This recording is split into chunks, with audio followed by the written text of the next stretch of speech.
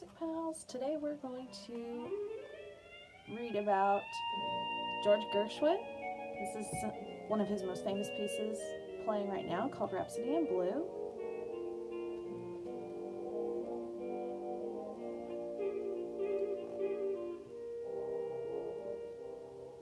He was born in Brooklyn, New York in 1898 and he died in Hollywood, California in 1937.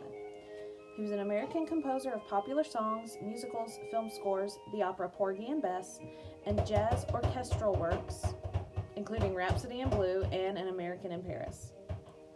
One of the most famous evenings in music history was February 12, 1924. George Gershwin had accepted the invitation to write something for a special concert, and then he forgot about it.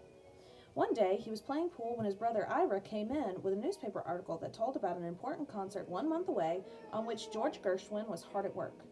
Luckily, George Gershwin was one who worked well under pressure, and he produced Rhapsody in Blue on time. The night of the concert was tense, the audience full of famous musicians, but Gershwin's music won thunderous ovations. Before he could acknowledge the applause, he had to bandage his hands. He had pounded the piano so hard that there was blood on the keys. While he was growing up, Gershwin assumed music was something girls did. He played stickball and baseball and was the roller skating champion of his neighborhood on the Lower East Side of Manhattan. Then, at age 10, he heard a classmate play Anton Dvorak's Humoresque for the lower grades. Suddenly, he saw the beauty of music. Though Gershwin's parents, Russian Jewish immigrants, had bought a second-hand piano for his older brother Ira, George was so eager that his parents let him take the lessons. He left school at 16 and worked 10 hours a day in music stores, demonstrating new songs and trying to get his own published. Gershwin's first hit, Swanee, was one of the earliest phonographic records ever made and sold over 2 million copies. At age 19, he had become rich and famous.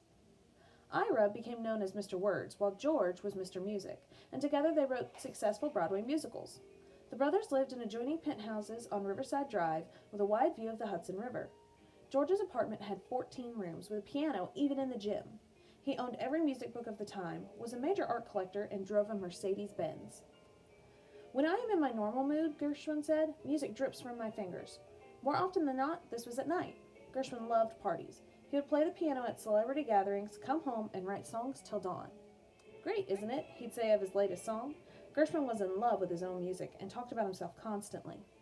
When being driven somewhere, he'd say, "You've got Gershwin with you, so drive carefully." Most people were charmed, not repelled. He dated glamorous actresses, though he never married. When a woman he liked married someone else, he would say, "I'd feel terrible if I wasn't so busy." He was proud of his tan and muscular physique. He played golf, rode horses, went skiing, and played tennis with modern composer Arnold Schoenberg. When he started losing his hair, he bought a refrigerator-sized machine that was said to stimulate hair growth. Gershwin could polish off a quart of ice cream in one sitting, but most of the time he had stomach problems and kept to a bland diet: toast, cereal, crackers, applesauce. He constantly smoked cigars. In 1936, during a concert tour that ended in Los Angeles, Gershwin began having memory lapses and dizzy spells, with the sensation that he was smelling burning rubber. 6 months later, he died of a brain tumor at the age of 38. He had 2 funerals at the same time.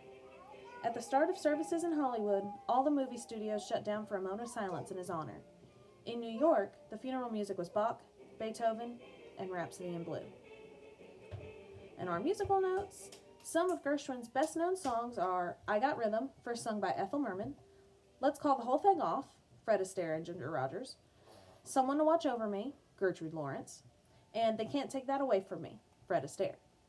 Songs from the all-black opera Porgy and Bess include Summertime, I Got Plenty of Nothing, Bess, You Is My Woman Now, and It Ain't Necessarily So. Rhapsody in Blue is one of the most frequently played orchestral works written by an American. It was influenced by Liszt, blues music, and the sounds of a train trip Gershwin took to Boston. He called it a musical kaleidoscope of America, of our vast melting pot.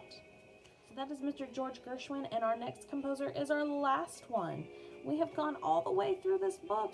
Don't worry though, I have some different story time ideas that will be coming your way. They're going to be a little different. They won't be music history based, but I hope you'll enjoy them. So, till next time, guys, gals, and music pals.